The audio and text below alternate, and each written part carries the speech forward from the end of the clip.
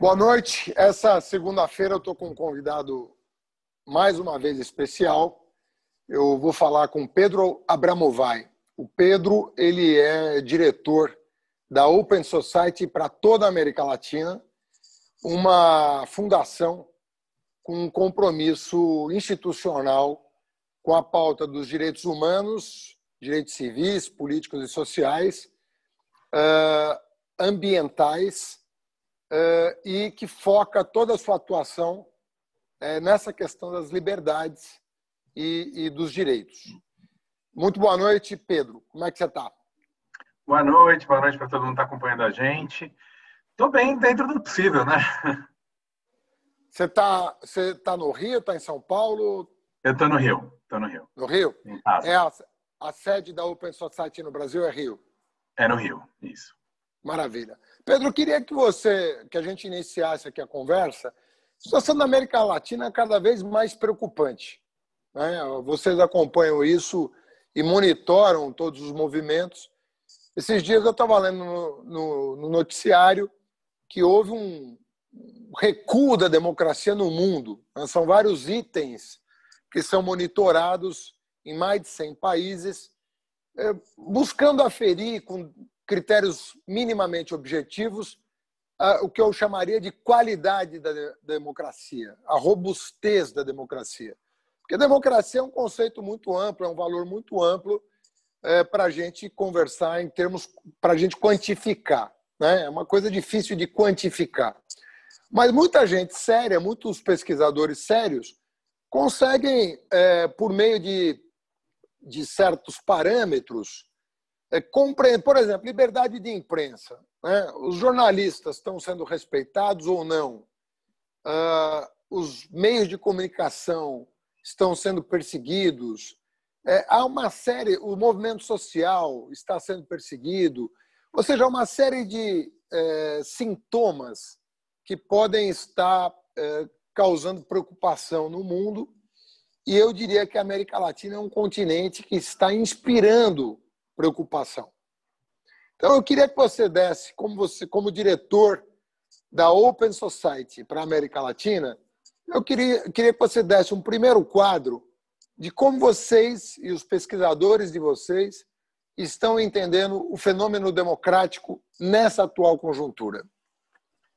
É muito preocupante mesmo, quer dizer, e é preocupante, sobretudo, se a gente pensar que alguns anos atrás, uma década atrás, por exemplo, aqui era um lugar onde o mundo inteiro olhava como um grande laboratório da democracia, né? Assim, como um espaço onde se experimentava, onde estava se incluindo, com respeito às instituições, etc. E isso é impressionante como rapidamente virou um lugar, né, que causa muita preocupação. E acho que não é monopólio nem de esquerda nem de direita, quer dizer, a gente tem uma preocupação muito grande com o que acontece no Brasil, com o que acontece na Venezuela, na Nicarágua, no México, acho que são na América Central, quer dizer, o que está acontecendo em El Salvador, né, em Honduras, na Guatemala, todos os lugares onde tinha algum, né, em vários desses lugares você tinha alguma esperança, e ataques ao judiciário são um fenômeno muito comum, né, a independência e as instituições independentes Constituição da democracia, ataques a jornalistas, a meios de imprensa, mais concretamente, de várias maneiras, né? Ataques de movimentos sociais, governos que de maneiras diferentes espionam ou tentam atacar, muita militarização da segurança pública em vários lugares, né? Então, a gente, quer dizer, isso é uma coisa que, claro, o autoritarismo sempre conviveu com a democracia na América Latina de maneira promíscua, por assim dizer, mas depois de um momento de esperança que a gente teve algum tempo atrás, a gente tem visto isso, esse espaço cívico, né, se fechando em muitos lugares, né? E isso, sem dúvida, é muito preocupante. No caso específico da Bolívia e de Equador, claro. Por que eu pergunto isso? Porque no caso da Bolívia, a própria organização dos Estados americanos teve um envolvimento institucional na minha opinião, vendo a posteriori, né, eles tiveram uma atuação que, inclusive, agravou a crise, Claro. ao invés de debelar. E nesse aspecto, como no Brasil, de certa maneira, também, né, o judiciário fez parte do problema, ao invés de ser parte da solução. Ou seja, as instituições funcionaram pró-corrente, em vez de contra-corrente do que estava acontecendo. Como você vê esses casos mais recentes? Depois, já eu vou te perguntar fazer uma outra pergunta sobre o caso específico da Argentina, que envolve a questão da segurança pública. Mas sobre Bolívia e Equador, como vocês enxergam o quadro institucional? O caso da Bolívia ele é muito preocupante e ele acende vários alertas para todos nós. Quer dizer, não é um caso específico de lá, né? Primeiro, acho que pode-se ter várias críticas ao governo Evo Morales, sobretudo no final. Quer dizer, foi um governo que trouxe prosperidade, evidentemente, inclusão política na Bolívia, mas, sem dúvida, no final da gestão do governo, havia um compromisso dele não tentar, a Constituição vedava, né, e houve manobras para ele tentar mais uma reeleição. Mas o que foi feito lá, e acho que tem dois elementos importantes, que você trouxe que é o judiciário, né, com a cooperação internacional interferindo claramente, quer dizer, e de maneira que não faz em outros lugares, né, no processo eleitoral ali, a OEA. Mas teve também o caso das polícias, que é algo muito preocupante, né? Quer dizer, o grande levante na Bolívia ele vem a partir das polícias, né? Depois, uma certa abstenção do exército, e aí a elite política, enfim, histórica da Bolívia, branca, etc., se aproveita daquilo e toma o poder de forma, enfim, com legalidade bastante questionável, né? E, sobretudo, o que faz depois o nível de repressão à oposição, né, mostra que não tinha nenhum compromisso com a democracia. Não era disso que se tratava de usurpar o poder, né? E assim, os ataques que estão tendo, isso a gente tem visto, né? O último relatório da Human Rights Watch, que é uma organização insuspeita de proteger esquerda ou direita no continente, as críticas que a Human Rights Watch faz à Nicarágua, à Venezuela, ao Brasil, inclusive quando tinha o governo do PT aqui, são muito fortes. Então, acho que é uma organização insuspeita que mostrou que está tendo perseguição real aos candidatos do partido do Evo Morales, do MAS, na Bolívia. Então, acho que lá você tem esses alertas todos, quer dizer, do movimento judiciário, de uma tomada de poder que, em tese, era para restaurar a democracia, mas que, de repente, torna a coisa muito mais autoritária do que era antes. E uma eleição que tem tudo para ser essa, sim, uma farsa, quer dizer, se de fato não houver liberdade para os candidatos disputarem. E esse papel da polícia que a gente está vendo na Colômbia, na Argentina, no Brasil, no Chile, como um elemento político autônomo, né, que é algo muito perigoso hoje, uma tendência na região, que está inspirando cuidado e atenção de todo mundo que está olhando o termômetro da democracia. Bom, você tocou já no assunto, né? Eu vou migrar um pouquinho para a Argentina, porque tem uma coisa curiosa acontecendo que é sujeita a muita confusão. Uma coisa que hoje é bastante questionada do ponto de vista científico, mas é defendida do ponto de vista moral, é que cada cidadão tem direito a se defender, tem direito à autodefesa. Essa é a razão pela qual tem países que são mais liberais no que diz respeito ao porte e à posse de arma, para essa finalidade específica de autodefesa. Se você remontar o debate sobre o liberalismo, você vai encontrar na literatura uma discussão que passa pelo liberalismo de que o indivíduo, né? Você estava fazendo uma discussão, inclusive, em que a maioria das pessoas morava no campo, não morava na cidade, né? Ou seja, você não tinha força armada no campo para garantir a segurança das famílias. Então, naquele momento, se imaginava, né? Imagina o velho oeste americano, né? A gente vê os filmes e tal, que a pessoa tinha direito de autodefesa e, portanto, ela poderia manter uma arma em casa, por exemplo, ou se deslocar armado em regiões inóspitas ou regiões que ela se sentisse insegura.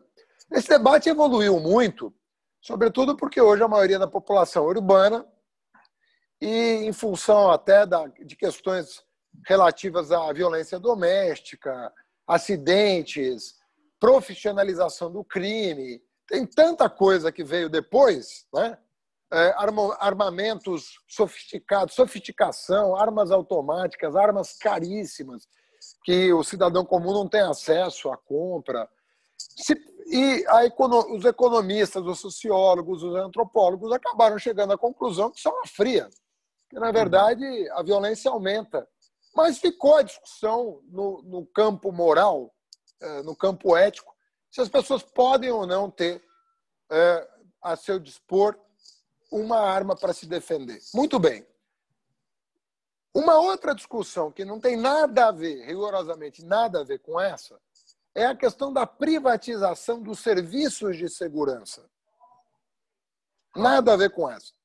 A primeira está circunscrita a um debate filosófico, moral e ideológico sobre os direitos individuais. A segunda diz respeito a um outro fenômeno, que é o quanto o Estado está disposto a abrir mão do monopólio do uso legítimo da violência, que é uma outra discussão sobre quem deve ao cidadão o dever de cuidar da sua segurança como direito humano. Claro. Meu, seu, que pagamos impostos, de termos a nossa segurança garantida pelo Estado. É uma outra perspectiva. A perspectiva é assim, Fernando Haddad não quer comprar uma arma, paga os seus impostos e quer que o Estado dê provisão deste direito que está na Constituição. Ou seja, o Estado tem que garantir a minha segurança. Né? Nós estamos agora vivendo um momento que não é nem uma coisa nem outra. Nós estamos vivendo um momento em que nós estamos perdendo o controle sobre quem tem o direito de vender segurança. E aí entra no caso não só das polícias que vão ganhando autonomia, mas das milícias, que são verdadeiras organizações paramilitares que provocam um enorme constrangimento nas comunidades em troca de um pagamento de serviços que foram privatizados. Você teve na Bolívia o fenômeno que você descreveu, mas na Argentina teve um problema semelhante a semana passada, que não é isso, mas esbarra nesse tipo de discussão. Uma vez que todas as constituições estabelecem que Força Armada não tem direito de greve, por exemplo. Força Armada, por definição, é uma atividade de Estado que não pode contar com o direito de organização sindical e de greve. Se o Estado assumiu para si o monopólio do uso da violência para garantir a segurança de todos nós, você não pode admitir esse tipo de coisa. Houve essa confusão no Brasil, no caso dos motins no Ceará, por exemplo. Claro. Os policiais amotinados tiveram apoio do governo federal, um absurdo, quando alguém lembrou que existe uma Constituição no Brasil, uma Constituição Federal. Você vê esse movimento como um movimento tópico ou como uma coisa que está se alastrando e inspira preocupação? Como a Open Society analisa esse tipo de assunto? Sem dúvida está se alastrando. Né? Acho que a gente tem, essa semana também, na Colômbia, em Bogotá, onde você teve casos de violência policial gravíssimo, e aí uma revolta diante da polícia, e aí o jeito que a polícia corporativa, né, de maneira muito corporativa, vai para cima do cidadão. Então a gente tem tido episódios de tensão entre a população e a polícia em muitos lugares. E o que há de comum em muitos desses é justamente essa relação promíscua entre a polícia e a política. Né? É aí que a coisa começa, porque a polícia, não tem nenhum problema da polícia se envolver na política quando ela faz isso fora. E claro que os policiais têm que contribuir com o debate de segurança pública. Né? Acho que isso faz parte, acho isso perfeitamente legítimo eles contribuírem, se licenciarem, até se candidatarem. Agora, quando eles, na ativa, né, como instrumento da força, etc., se colocam como agentes políticos e começam a se movimentar e se articular a partir dessa lógica política, isso é perigosíssimo, porque a política não está sendo mais mediada pelo debate de ideias, ela é mediada pelas armas. Né? E ela é mediada pelas armas não com o tanque, não com o general ditador lá em cima. Ela é como se fosse só o guarda da esquina. Né? É como se fosse só aquela coisa que está no terror mais incisivo em cima da população. Né? O fenômeno, por exemplo, quer dizer, e aí essa relação entre polícia, voto, ocupação de território e milícias, que está acontecendo, que acontece no Rio já há muito tempo, mas está acontecendo em alguns lugares do Nordeste, do Norte, de maneira muito estreita, né? Uma relação, claro que não é toda polícia, claro que não é todo policial, mas isso vai se tornando tão forte na lógica de organização policial que quem discorda disso não consegue nem atuar direito. Entendeu? Isso vai em alguns lugares e isso vira predominante. Né?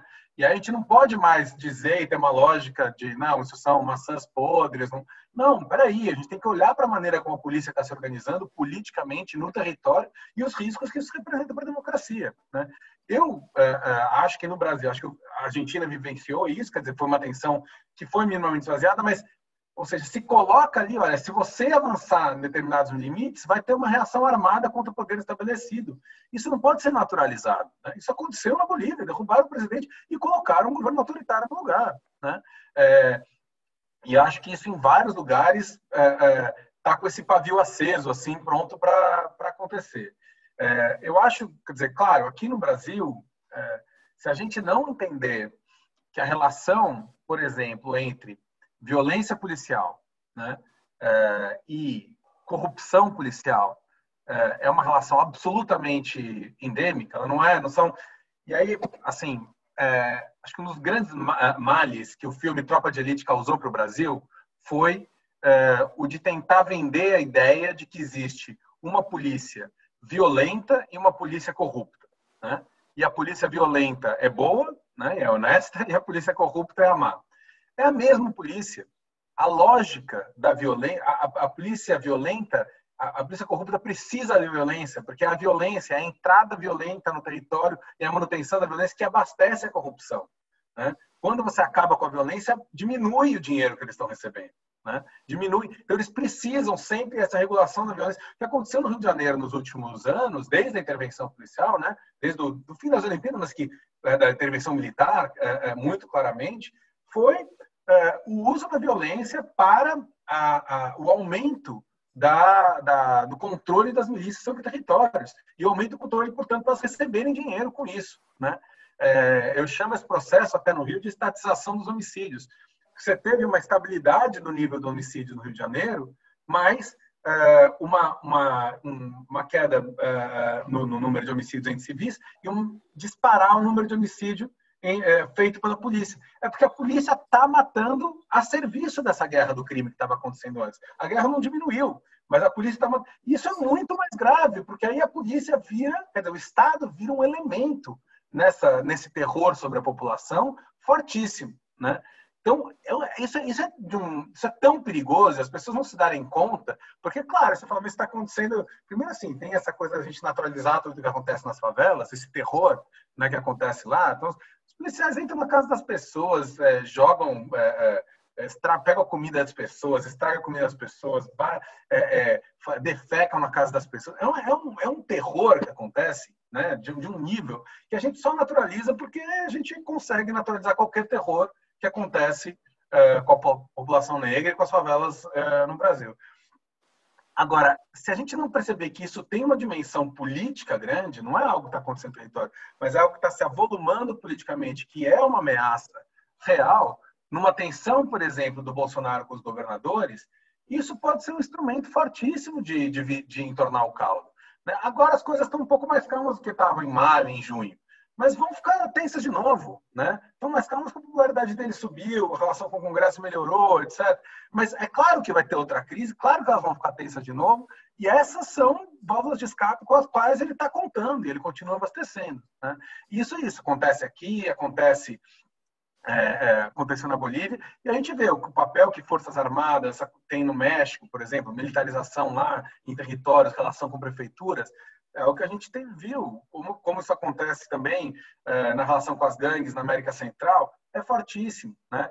Então, hoje as polícias representam um risco maior do que os exércitos para as democracias na América Latina. A gente precisa estudar e entender isso para poder prevenir os riscos que isso representa.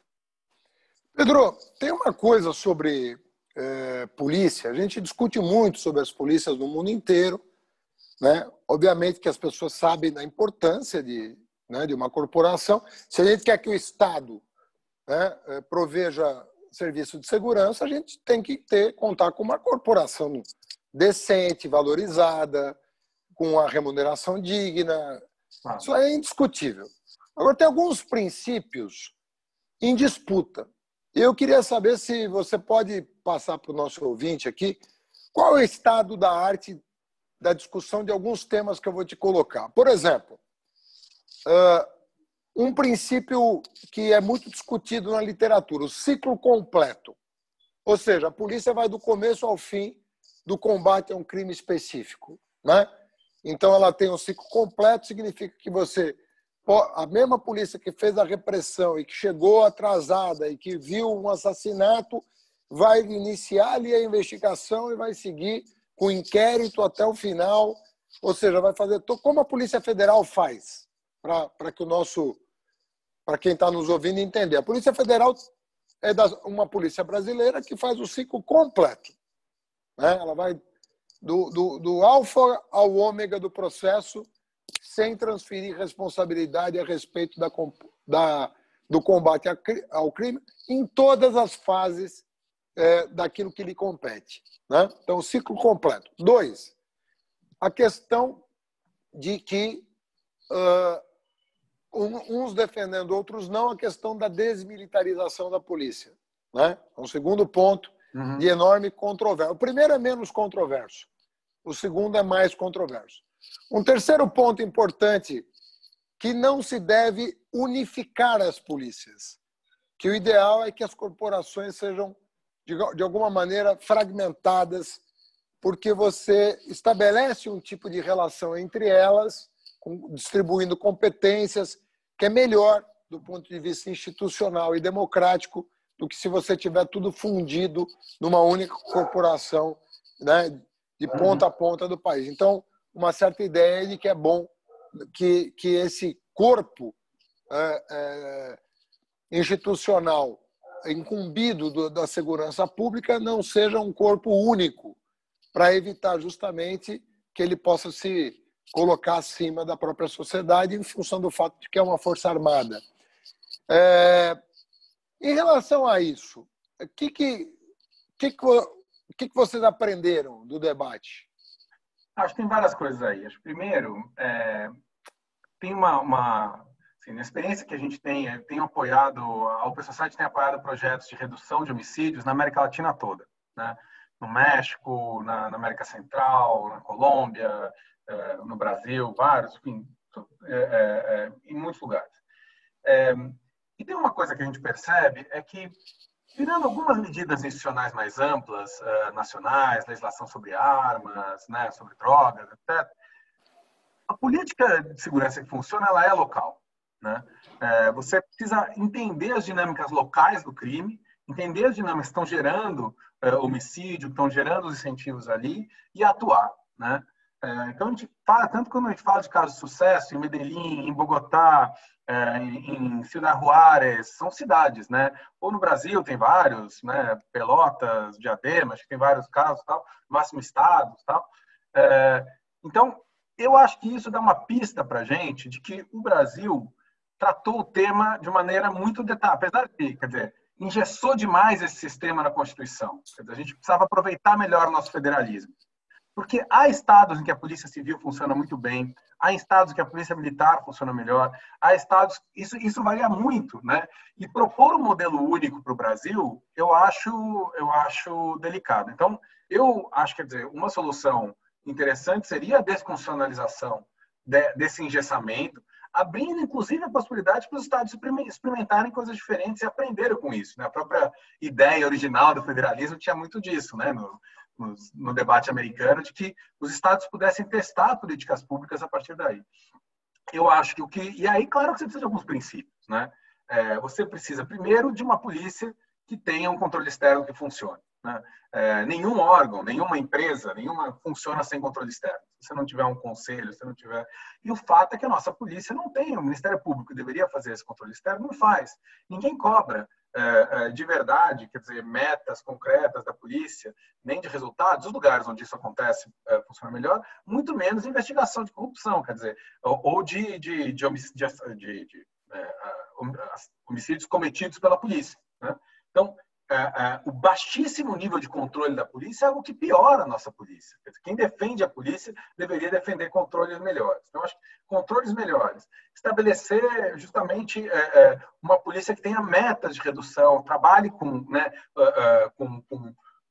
recursos, com investimento em inteligência, com investimento em conseguir... Quer dizer, a gente trabalha, por exemplo, com 4 grandes áreas que a gente vê que funciona para redução de homicídio. A primeira é melhora da investigação. Né? Você ter, de fato, uma polícia que funcione, um sistema que consiga julgar com alguma rapidez, etc.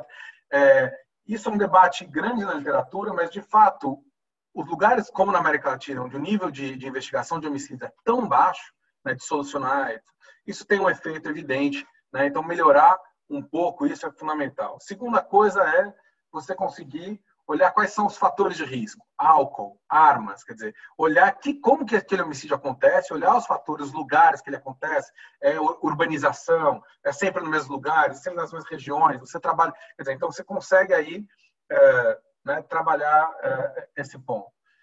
Depois, olhar quem está morrendo, né, e quem está matando. Então, aí fazer intervenções para pessoas que acabam de sair de presídio, para pessoas, população jovem, população periférica, oferecer oportunidade. Olhar, por exemplo, o impacto que tem. Quer dizer, tem uma pesquisa da Daniel Cerqueira, um pesquisador brasileiro, que mostra isso, que uma das coisas que mais tem impacto em homicídio é a evasão escolar no 5º e 6º ano. Né?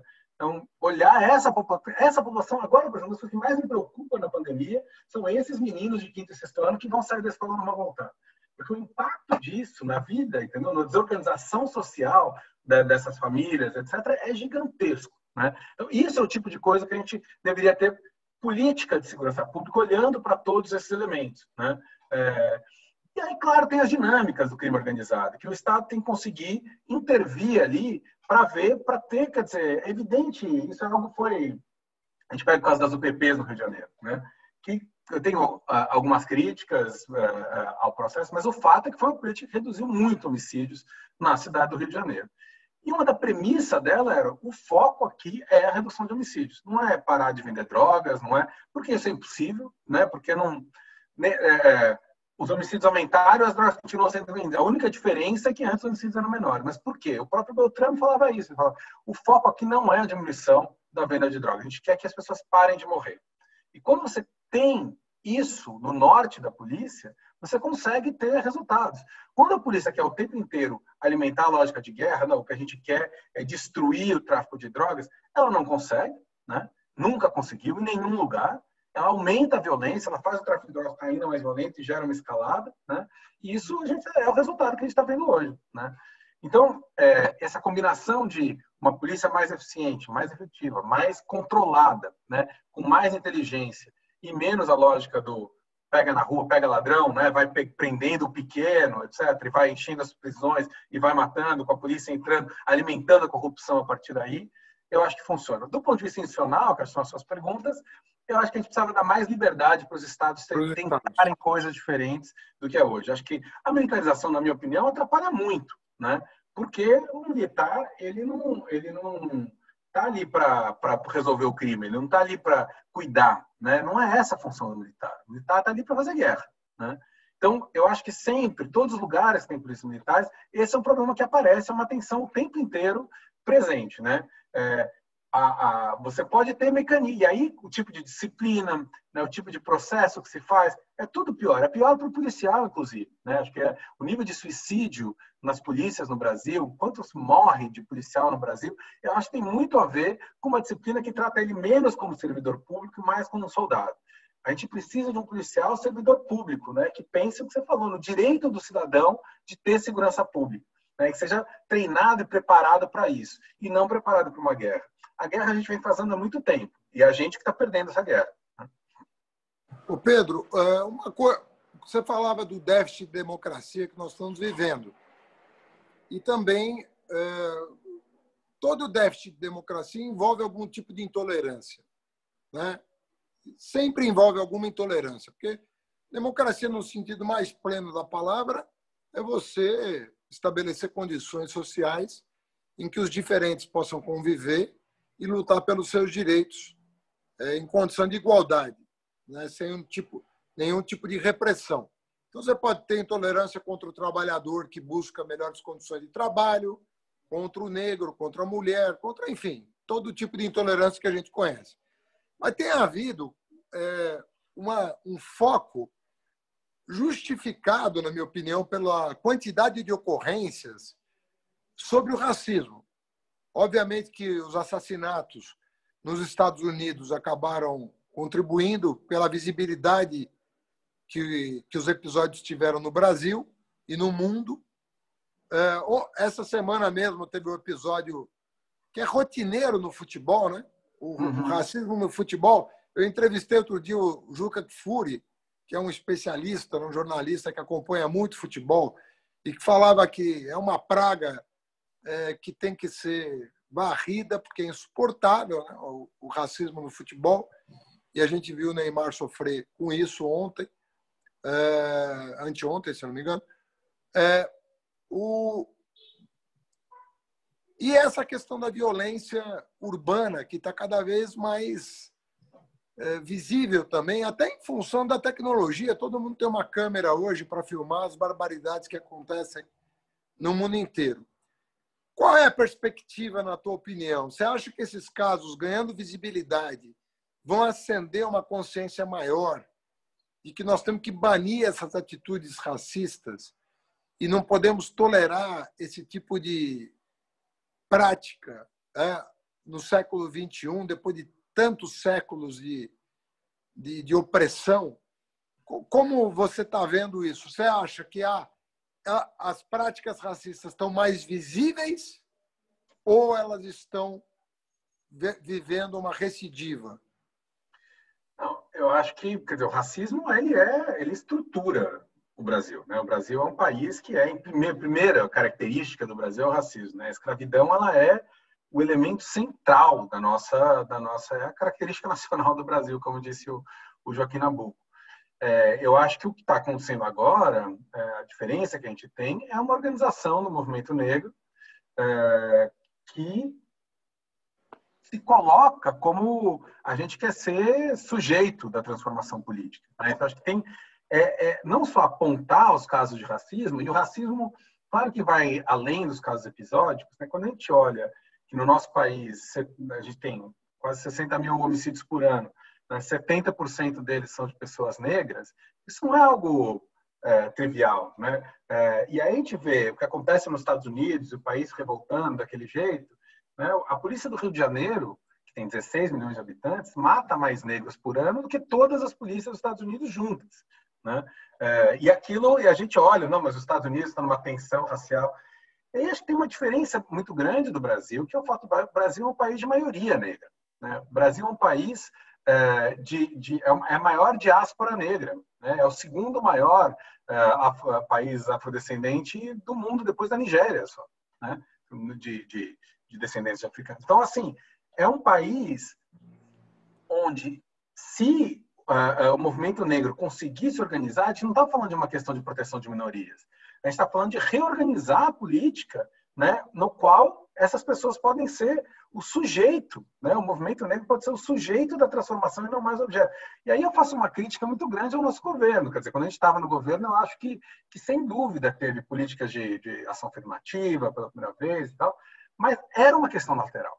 A gente convivia com o fato de ter poucos negros nas principais posições de liderança, poucas mulheres também, a questão de gênero e a questão de raça. Não era uma questão central, né? Quando a gente olha, por exemplo, eu acho esse movimento é muito interessante. Eu acho que a saída do governo pode servir justamente para que o movimento negro consiga se organizar de tal maneira que ele vá se colocar como a grande força transformadora e quando voltar a ter um governo que não seja fascista, ele seja quase que obrigado a tratar essas políticas de inclusão como sempre. E aí, quando a gente coloca a luta antirracista como estruturante do pensamento, ela é estruturante do pensamento econômico, ela vai olhar para os entregadores de aplicativos, ela vai olhar na segurança pública para a maneira como são os negros que estão morrendo, ela vai olhar na saúde para olhar o impacto que isso tem. Isso não foi estruturante dos debates do governo, e eu acho que agora o movimento se organiza de tal maneira, começa a apontar uma possibilidade de criar essa política realmente onde a questão do antirracismo é o tema estruturante do projeto político que possa substituir esse projeto atual. Pedro, eu queria também te perguntar sobre o outro fenômeno que também preocupa os democratas de uma maneira geral, sobre direitos civis, dentre os quais figura o de liberdade religiosa, o que significa que pouca gente entende que isso significa Estado laico. Claro. Liberdade religiosa é igual Estado laico. Nem sempre a pessoa faz essa combinação. Porque liberdade religiosa é a liberdade que você tem de escolher as suas crenças sem perder cidadania com isso. Isso que significa liberdade religiosa. E às vezes as pessoas imaginam que liberdade religiosa é o Estado proteger uma religião, seja da maioria ou de uma confissão qualquer. Liberdade religiosa é proteger o cidadão para que ele, na esfera privada, possa cultivar os valores que ele entenda que seja a visão de mundo dele. Né? Como anda isso? Porque assim, você olha para a Hungria, para a Polônia, para o Brasil, dá um friozinho na barriga, né?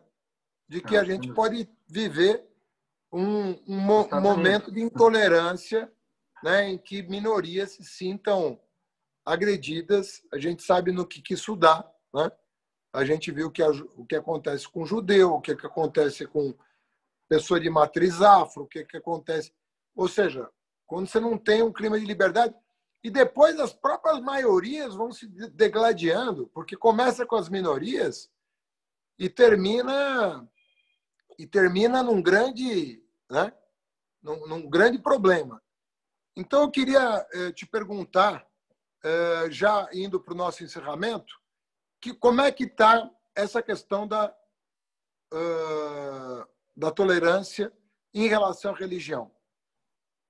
Não, esse é um tema muito preocupante, né? O Brasil, inclusive, com a Hungria, com a Polônia, com os Estados Unidos, criaram uma aliança de defesa das liberdades religiosas, que é, como muitas vezes nesses movimentos de extrema-direita, o contrário do que diz ser. Né? Ela é uma aliança pela imposição de um tipo de visão religiosa na política. Né?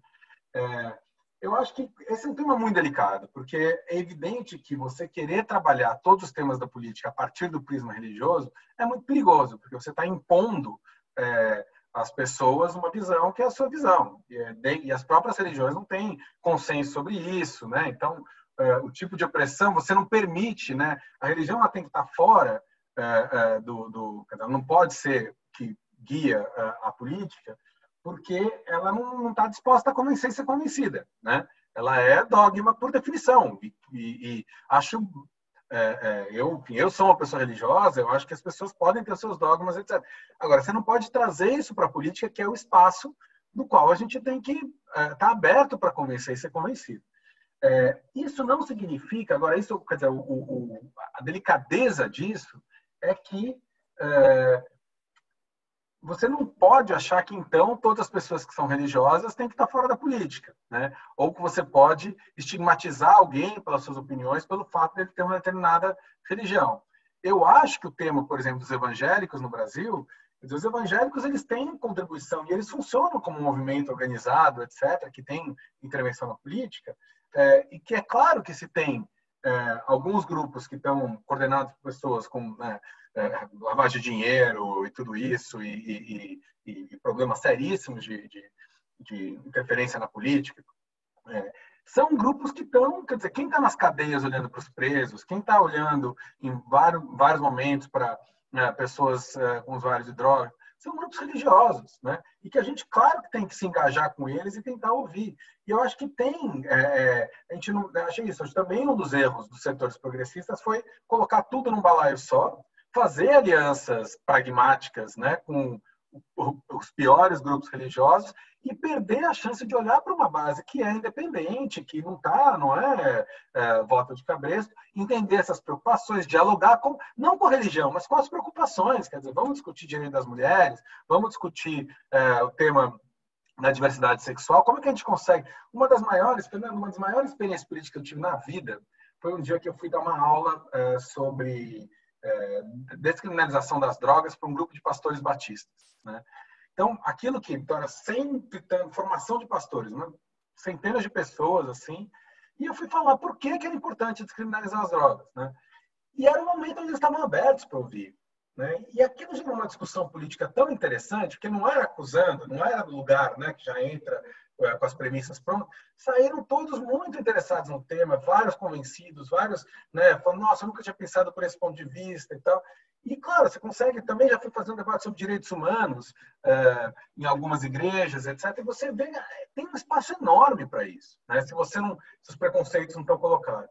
É claro que esse é um tema perigosíssimo.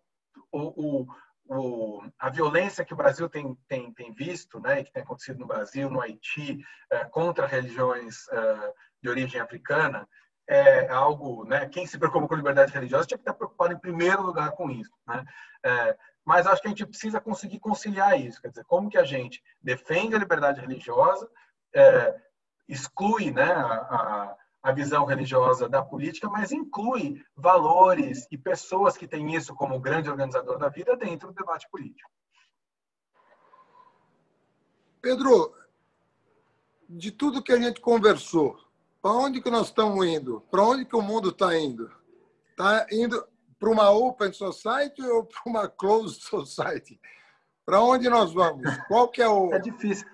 Eu acho que, assim, eu sempre procuro buscar razões de otimismo. Claro que a gente tem um tema, inclusive, que a gente não falou, o tema da democracia, né, democracia da informação, né, e todos os temas de desinformação, etc., são temas que preocupam muito, porque justamente tem conseguido isolar cada vez mais as pessoas, né? As pessoas pega os grupos de WhatsApp que discutem a política, são grupos que ninguém acessa. Você não consegue ir lá e expor o seu ponto de vista, ser, né, positivamente contaminado e contaminar o debate de ideias.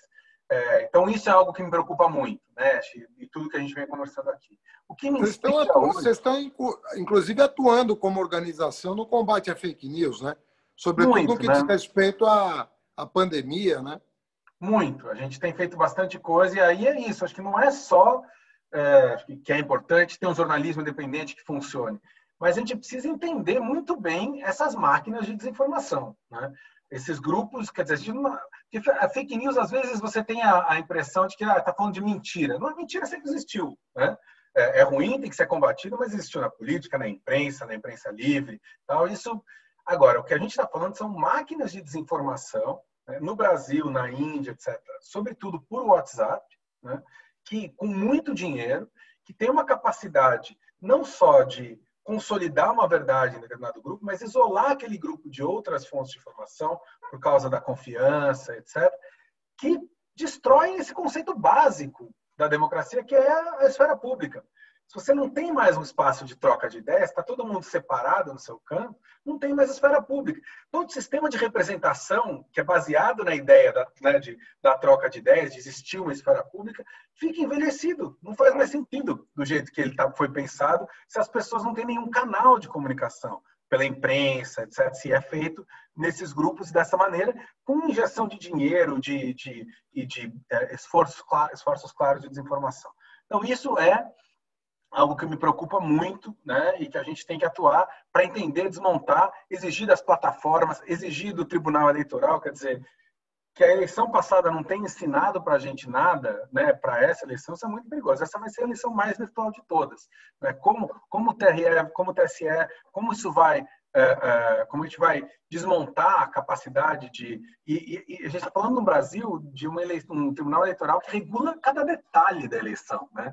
E aí deixa passar o elefante, né? Você regula a formiguinha e deixa passar o elefante, né? Porque, quanto tempo cada um tem de exposição na TV? Se o que está definindo a eleição é o WhatsApp e isso você não consegue regular, o que adianta, né?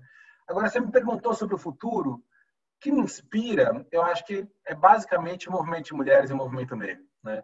Eu acho que o exemplo da Argentina, por exemplo, é um exemplo muito interessante, porque os governos Kirchner não foram particularmente governos feministas, digamos assim. Mas a volta do governo agora, Alberto Fernandes, não porque ele seja feminista, mas por causa do movimento que aconteceu quando os setores políticos estavam na oposição, quase que as mulheres arrancaram, né, à força seu espaço, e hoje você tem uma diretoria de gênero no Ministério da Economia. Você coloca a economia do cuidado no centro do debate econômico, né?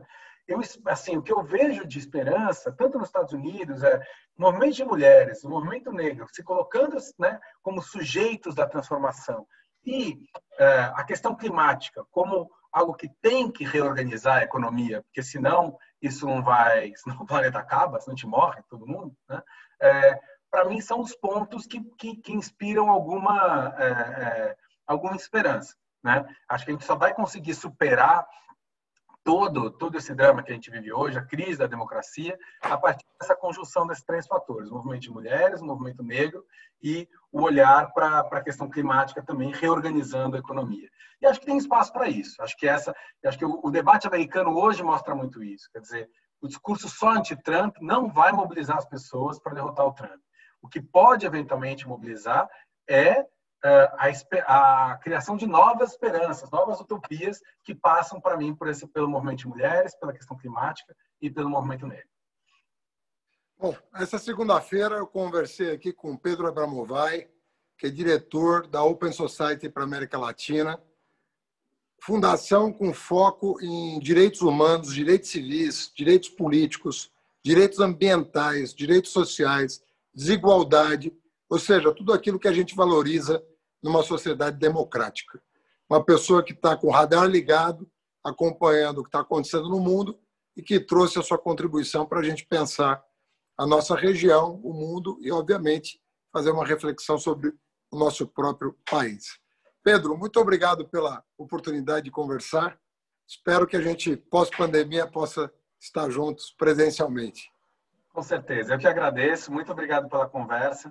É isso, a gente não pode sentar numa praça para conversar, mas pelo menos a gente consegue falar nessa praça virtual com todo mundo. Grande abraço. Boa noite a todos. É.